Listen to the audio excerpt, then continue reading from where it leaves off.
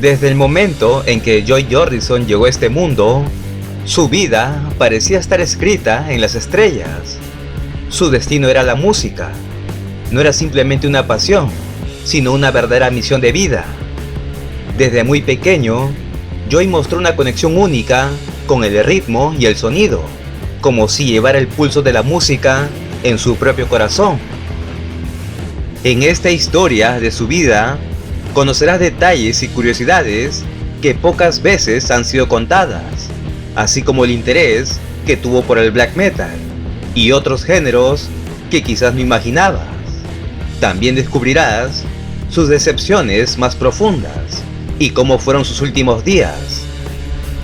Así que antes de comenzar el video, no olvides suscribirte y dejar tu like, ya que este es un material exclusivo que todo fan de Slipknot debe conocer. Así que sin más preámbulo, descubramos la historia de Joy Jordison.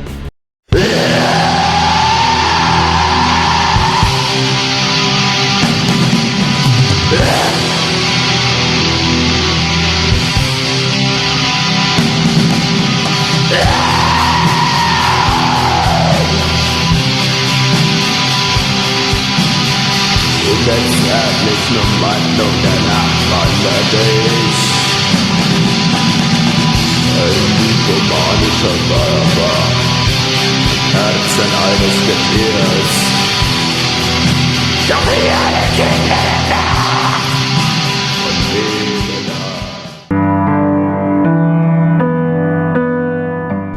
Del amor entre Steve y Jackie Jordison, nacería un día su primer hijo, a quien llamarían Nathan Jonas Jordison. Este pequeño llegó al mundo el 26 de abril de 1975, en Des Moines, Iowa. Al ser el primer hijo, Jonas recibió toda la atención de sus padres y el profundo amor de su madre, creciendo en un hogar unido y lleno de cariño. Desde muy jóvenes, Steve y Jackie compartían una gran pasión por el heavy metal y por las bandas clásicas de aquellos años. A Jackie además le fascinaba la música soul, en especial de la banda de Spinner. Un día decidió compartir con su pequeño uno de sus temas favoritos, y aquella experiencia musical quedó grabada para siempre en la memoria de Jonas. Como testigo de ese primer encuentro con la música, existe una fotografía donde se le ve siendo apenas un bebé con unos grandes audífonos puestos, explorando el nuevo mundo de los sonidos. El hogar de Jonas siempre estuvo lleno de música e instrumentos, creando un ambiente que influiría profundamente en su vida. Desde sus primeros días, el arte y la música lo rodearon, sentando las bases de su destino. Y con el paso del tiempo, la familia creció, y Jonas recibió la llegada de dos hermanas menores, quienes serían sus compañeras, amigas y cómplices de sus travesuras. También sintió desde pequeño la responsabilidad de cuidarlas. A medida que crecía, sus padres notaban que su hijo era especialmente feliz tocando los instrumentos que había en casa. Así, poco a poco, Jonas fue forjando una relación íntima con la música. Criado en Des Moines, se nutrió de una gran variedad de estilos musicales que moldearon su sensibilidad artística. Cuando tenía apenas 8 años, sus padres, viendo su entusiasmo y talento natural, decidieron regalarle su primera batería. Jonas quedó maravillado. A partir de ese momento, la batería se convirtió en su primer gran amor. Día tras día, dedicaba horas a golpear los tambores, comenzando una pasión que jamás lo abandonaría.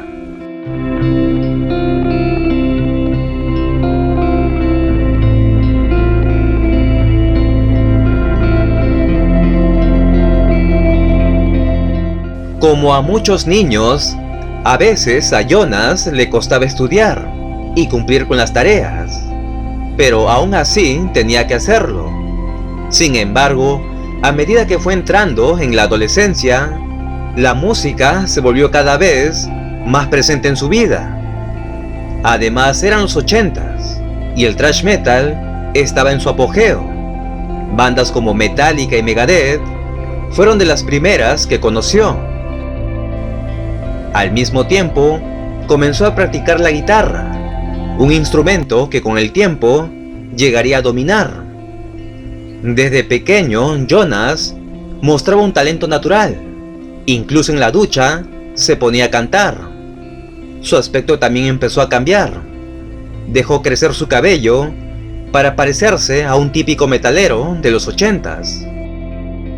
Mientras despertaba su interés por el metal, también atravesaba los conflictos propios de la adolescencia. En esa etapa, muchos jóvenes luchan con su identidad.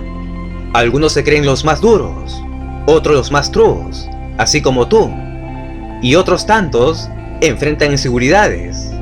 En el caso de Jonas, sus complejos físicos le afectaban, ya que era de baja estatura, y a veces debía soportar la burla de algunos compañeros de clase. Además, no se atrevía a hablarle a la chica que le gustaba, por miedo al rechazo. Pero en esta vida, solo era él y la música, algo que lo mantendría siempre motivado.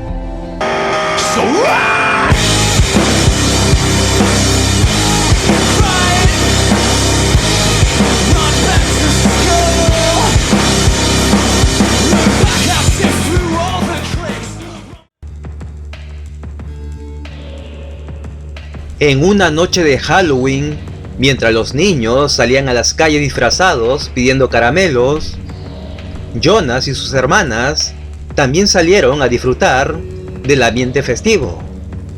Pero él, siendo el mayor y el más travieso del grupo, bebió más de la cuenta aquella noche y volvió a casa ligeramente ebrio. Sin embargo, lo que realmente lo marcaría no fue el exceso de alcohol, sino la escena que presenció al llegar a casa. Su madre lo esperaba en la penumbra del pasillo, llevando puesta una máscara blanca, inexpresiva, casi fantasmal. Al verla, Jonas sintió un escalofrío en todo el cuerpo. El pánico lo invadió de inmediato, dejándolo completamente paralizado. Aquel momento quedó grabado en su memoria para siempre. Años más tarde, diría estas palabras: quedé en shock, me paralicé, sentí la sangre helarse por dentro.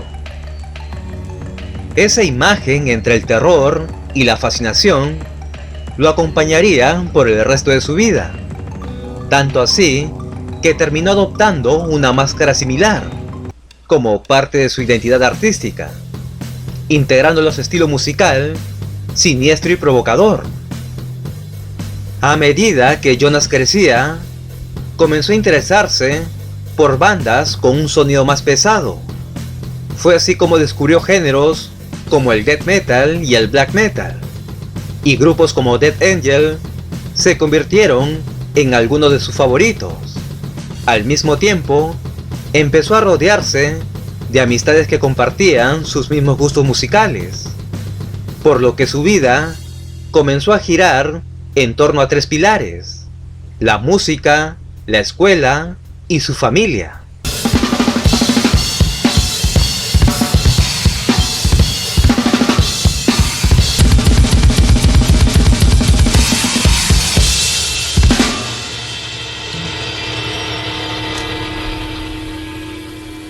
Jonas creció en un hogar unido, con unos padres rockeros, que le transmitieron desde pequeño el amor por la música. Fue gracias a ellos que su interés por este arte se encendió desde temprana edad. Sin embargo, como en muchas familias, también hubo momentos difíciles. Con el tiempo, sus padres se separaron, y ese divorcio marcó un cambio importante en su vida. Al ser el hermano mayor, Jonas sintió que debía asumir nuevas responsabilidades. decidió que era momento de comenzar a trabajar y ayudar en lo que pudiera. Fue así como se desempeñó en talleres de mecánica, hasta que más adelante encontró un empleo que conectaba directamente con su pasión: trabajar en una tienda de discos. Mientras tanto, su madre inició una nueva relación y eventualmente se comprometió con otra pareja. Jonas tomó la decisión de vivir con ella, adoptándose a esta nueva etapa familiar, sin abandonar nunca su amor por la música, que seguía siendo el centro de su mundo.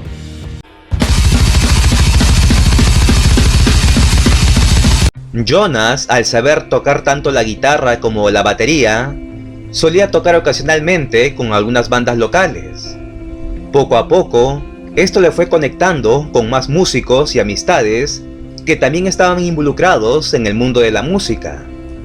Uno de ellos fue Paul Gray, un joven fanático del death metal, quien más adelante invitaría a Jonas a unirse a su banda llamada Body Pit. Sin embargo, en 1993, Jonas decidió formar su propia banda, Modifidius, junto a un amigo llamado Chris Young, un apasionado de la banda Death y de carácter bastante reservado. Con Modifidius lanzaron algunos EPs, y fue entonces cuando Jonas decidió dejar la guitarra para enfocarse en lo que realmente era su pasión: la batería. Mientras tanto, Paul Gray también participaba en otros proyectos dentro del circuito underground.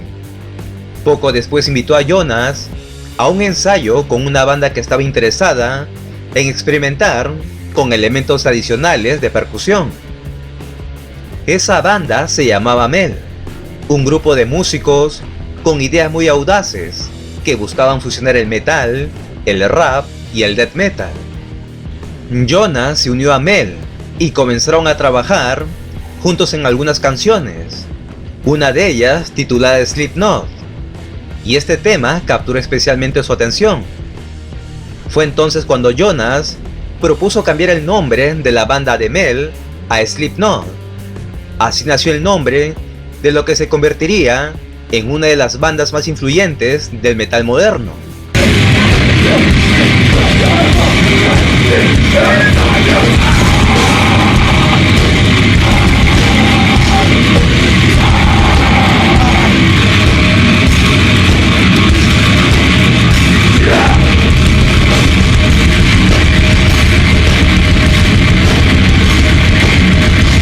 Take that damn thing off.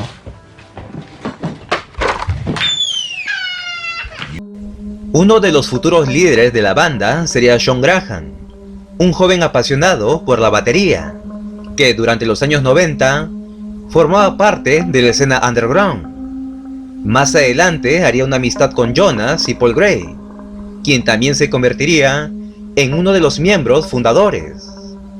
Ninguno de ellos imaginaban que estaban a punto de crear un movimiento musical que marcaría toda una generación. Slipknot estaba conformada por tipos algo excéntricos, fanáticos de los videojuegos y del cine de terror, especialmente Sean Graham, quien solía ensayar usando una máscara de payaso. Su actitud inspiró al resto del grupo a hacer lo mismo, y pronto todos adoptaron una identidad enmascarada. Paul Gray eligió una máscara de cerdo, mientras que Jonas, influenciado por un recuerdo de Halloween y una máscara blanca sin expresión que pertenecía a su madre, adoptó ese mismo estilo. Otros músicos se unirían a la banda, como el callado y excéntrico guitarrista Craig Young, quien usaba un casco en lugar de una máscara convencional. Más adelante Craig dejaría la guitarra para encargarse de los teclados y los efectos sonoros, y su puesto sería ocupado por Mick Thompson, quien aportaría un estilo más agresivo con su guitarra. En sus inicios, Slipknot contó con Anders como vocalista. Era un personaje peculiar, con un look inquietante, en el que se envolvía el torso con cintas negras. Con él grabaron su primer disco, llamado Aparearse, Alimentarse, Matar y Repetir, que fue lanzado en 1996.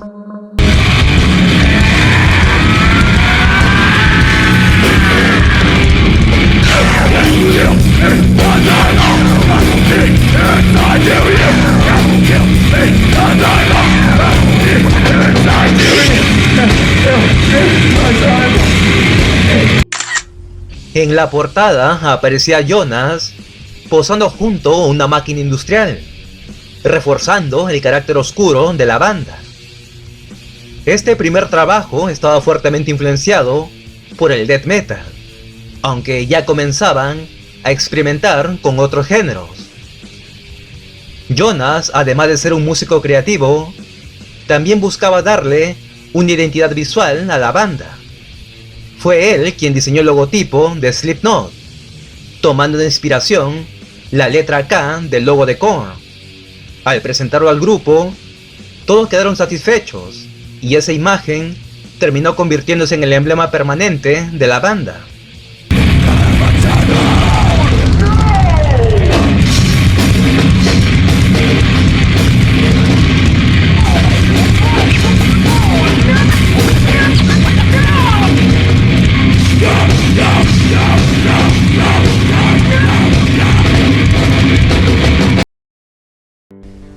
Slipknot recibió poca difusión en las radios locales tras lanzar su demo y no logró despertar el interés de ninguna discográfica. Ante esto, la banda volvió al estudio para desarrollar un nuevo material. Durante este proceso, buscaron incorporar voces más melódicas, lo que los llevó a reclutar a Corey Taylor, vocalista de Stone Sour, banda también originaria de Des Moines. Con su llegada, Anders pasó a encargarse de los coros y la percusión. Mientras seguían trabajando en el estudio, Slipknot continuó tocando en conciertos locales. En uno de ellos, en septiembre de 1997, Anders anunció su salida definitiva de la banda. Su puesto en la percusión fue tomada por otros músicos, aunque estos cambios fueron breves. Para 1998, la banda contaba con una serie de demos que llegarían a manos del renombrado productor Ross Robinson. Tras asistir a uno de sus shows en vivo, Robinson quedó impresionado por la intensidad del grupo y aceptó producir su primer álbum. Poco después, Seth Wilson, un día apasionado por la banda, fue incorporado como el noveno miembro, tras impresionar al resto con su energía y estilo.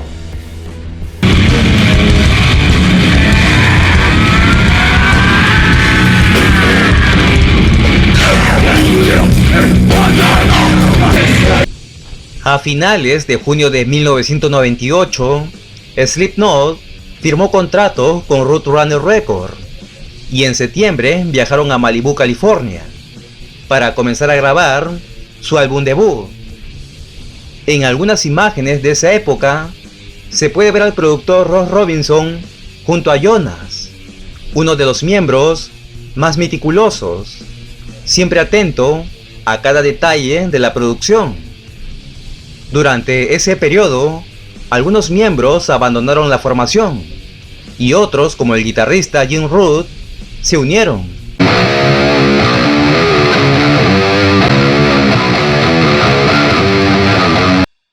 La banda quedó finalmente conformada por 9 músicos enmascarados, con una visión clara: ver arder el mundo a través de su música.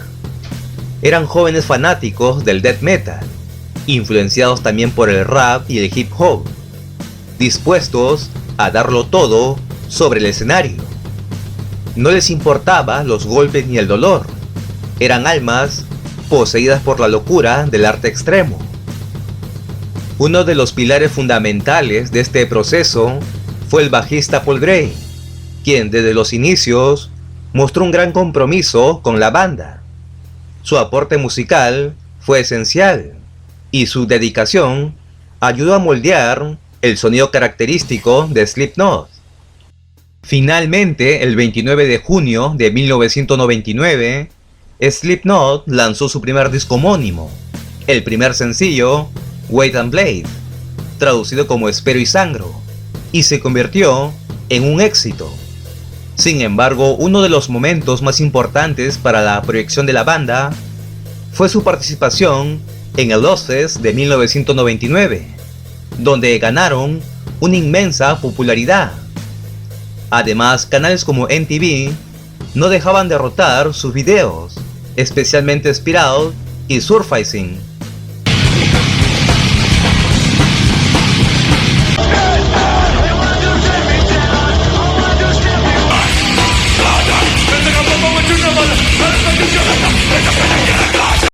En aquella época, Internet comenzó a popularizarse, por lo que nadie sabía con certeza quiénes eran esos músicos enmascarados.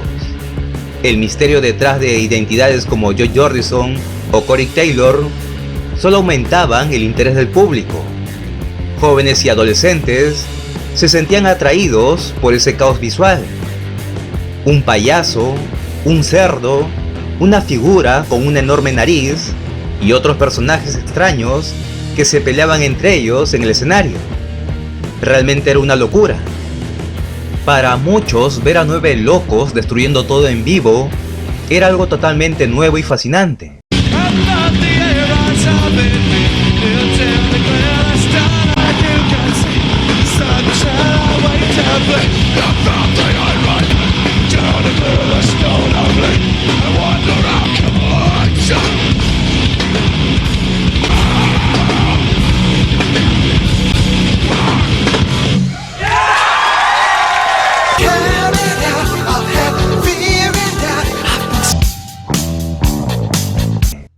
Así como bandas como Kiss habían maravillado a músicos como Chuck Schuldiner y Jess Henneman en su juventud, Slipknot marcó una nueva generación de jóvenes que encontraron en ellos una mezcla de terror, energía y revolución. El impacto fue tan grande que incluso músicos de otras partes del mundo quedaron influenciados. Uno de ellos fue Jonas Bergqvist, un artista sueco que años después fundaría la banda Lars Lover. En una imagen de su juventud se le puede ver en su habitación junto a sus amigos, con un póster de Slipknot de fondo. Inspirado por la estética del grupo, Jonas también adoptaría el uso de una máscara en sus propias presentaciones.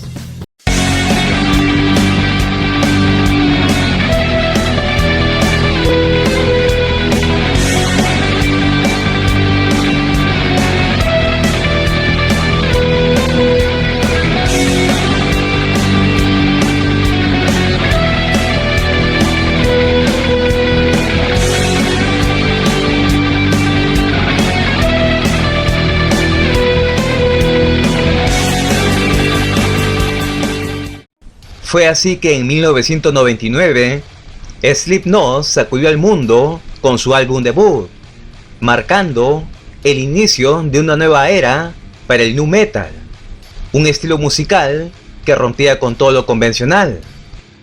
En ese entonces, muchos metaleros conservadores no podían soportar que una banda que combinaba rap y guitarras pesadas y una estética caótica alcanzara tanta fama.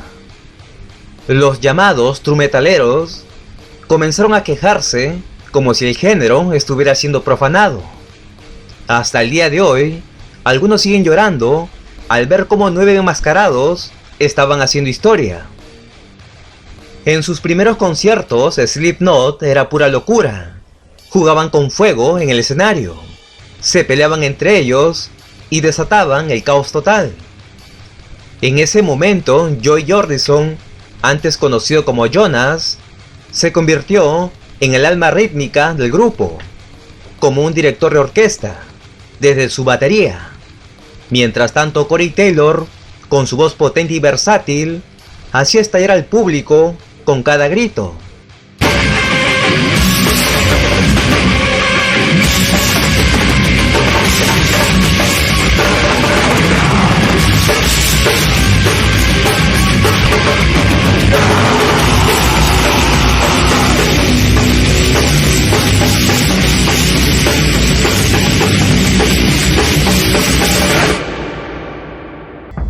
Tras el éxito de su primer álbum, Slipknot enfrentaba ahora la presión de superar lo logrado. La expectativa por un segundo disco más potente se sentía tanto desde afuera como desde dentro de la banda.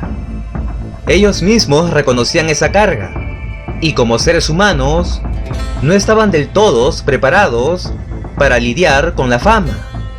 La popularidad trajo consigo excesos, mujeres, fiestas y sustancias prohibidas, que poco a poco arrastrarían a varios integrantes hacia un camino de autodestrucción.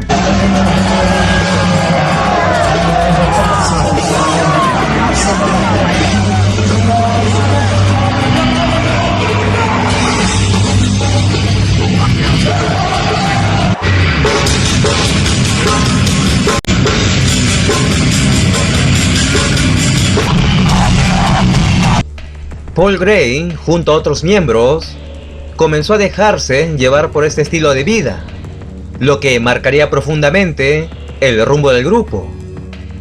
Durante la creación del segundo álbum, los conflictos internos eran constantes. Mientras muchos se perdían en el alcohol y las fiestas, Paul Gray y Joy Jordison se mantenían más enfocados, trabajando con mayor empeño en el proyecto. Esta diferencia en el compromiso generó tensiones dentro del grupo. Aún así, lograron sacar adelante un nuevo trabajo, cargado de oscuridad y furia, incorporando influencias del black metal, tanto en lo musical como en su estética.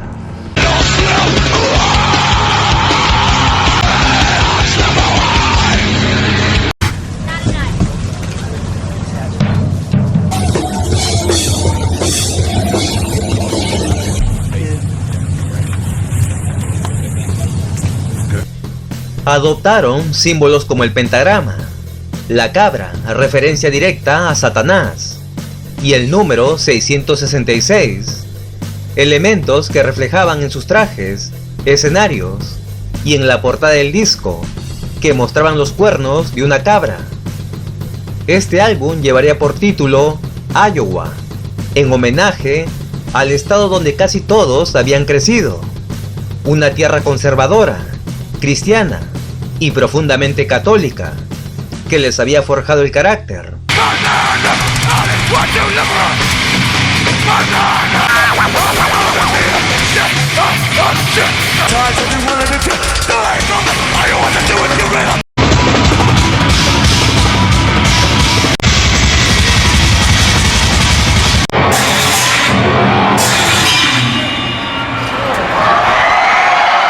El álbum fue lanzado el 28 de agosto del 2001 y se convirtió en el trabajo más agresivo y visceral de la banda, lleno de hate, desesperación y locura.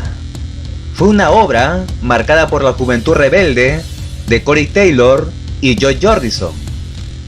A pesar de su intensidad y calidad, el disco no vendió como se esperaba, ya que su lanzamiento, ambos aparecieron en MTV por primera vez sin máscaras, promocionando sus nuevas bandas.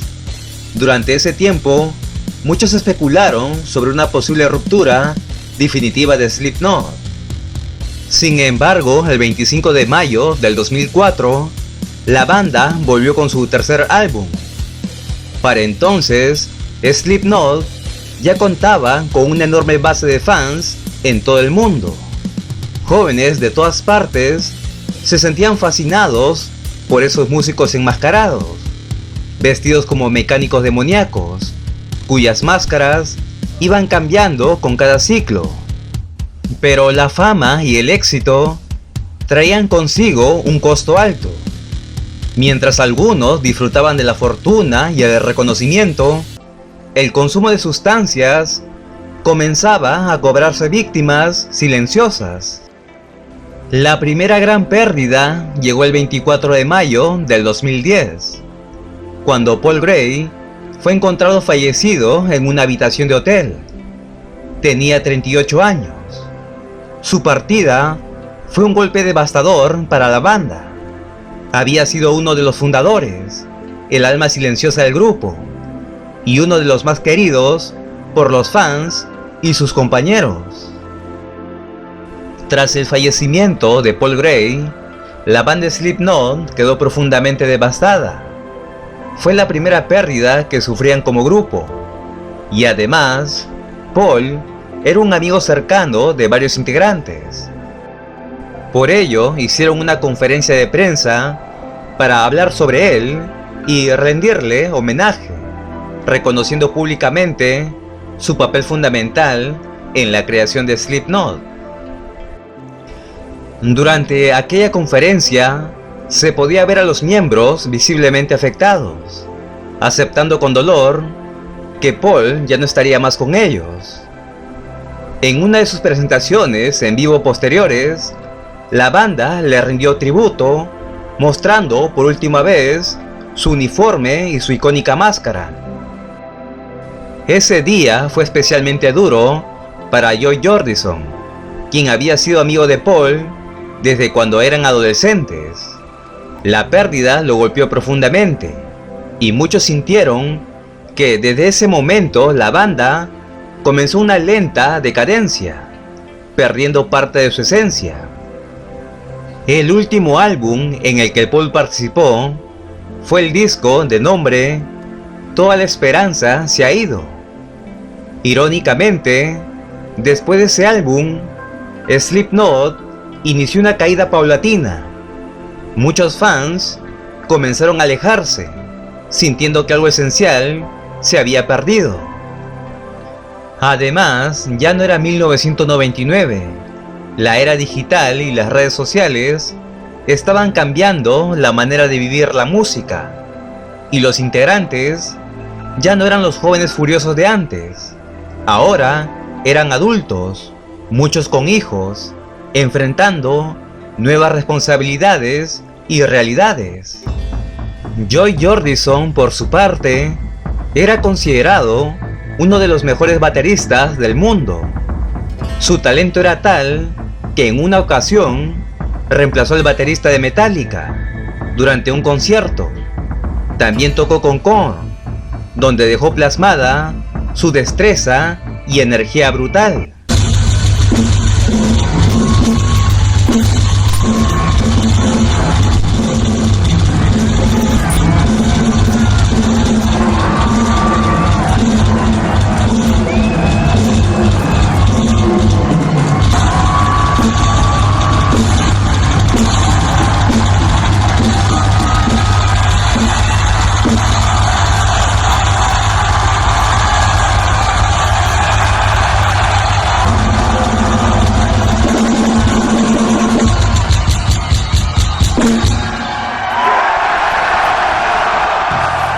Desde niño, Joy fue un melómano apasionado. Escuchaba de todo, desde pop hasta el metal más extremo. Admiraba bandas como Slayer y Mayhem, y tuvo en sus manos discos como The Mysteries Don Satanas. Era un metalero de corazón, capaz de tocar death y black metal, con la misma facilidad con la que respiraba. En una entrevista con Satyr, vocalista de Satyricon, Joy expresó que el black metal era auténtico y nacido del corazón, a diferencia del metal más comercial de Estados Unidos, que le parecía a veces falso.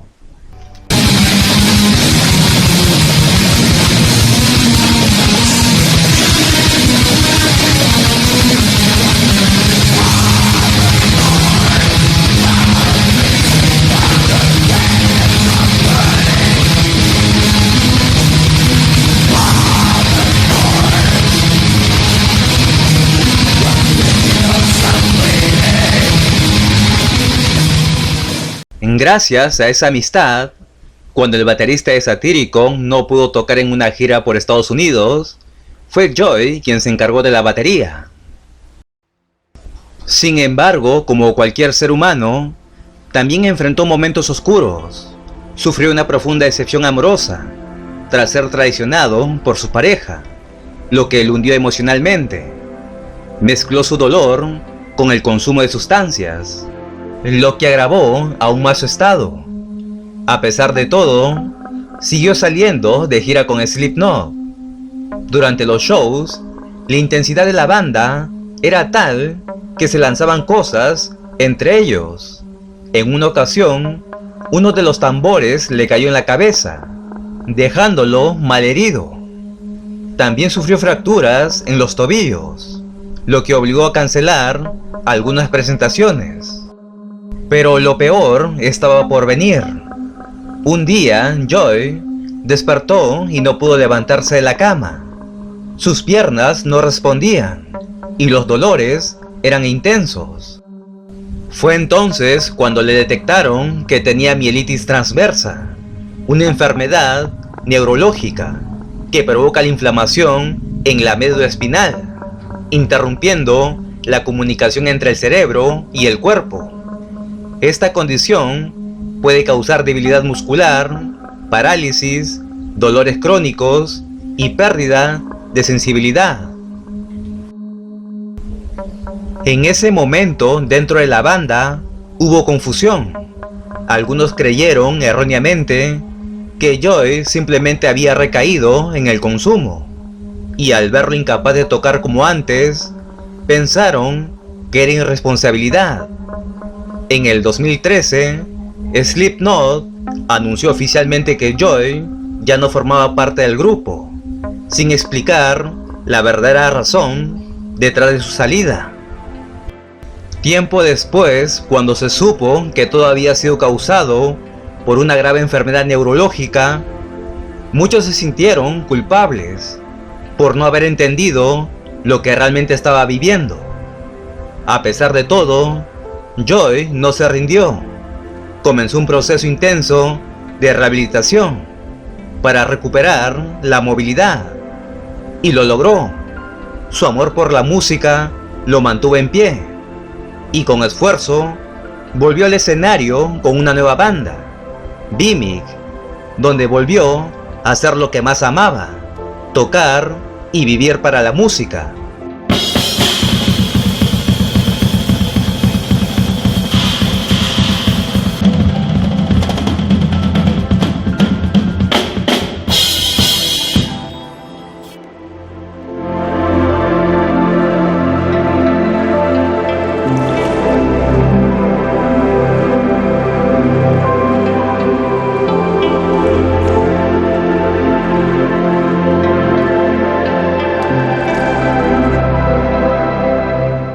Los últimos días de Joy Jordison en este mundo ya estaban contados, aunque nadie lo sabía. En una noche cualquiera, mientras se disponía a dormir, el baterista simplemente no despertó. Aquel 26 de julio del 2021, Joy dejó este plano de existencia a los 46 años, dejando un vacío profundo en el corazón del metal y en todos aquellos que lo admiraban.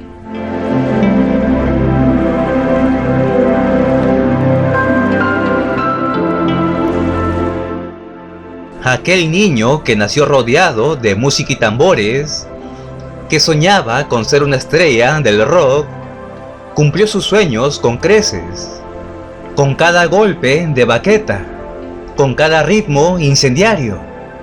Dejó una huella imborrable en la historia de la música. Tal vez su alma vino a este mundo con una única misión: crear música y encender corazones, porque Joy no solo tocaba la batería, hablaba a través de ella. Era el latido furioso y poderoso de Slipknot, un corazón indomable que marcó el pulso de toda una generación.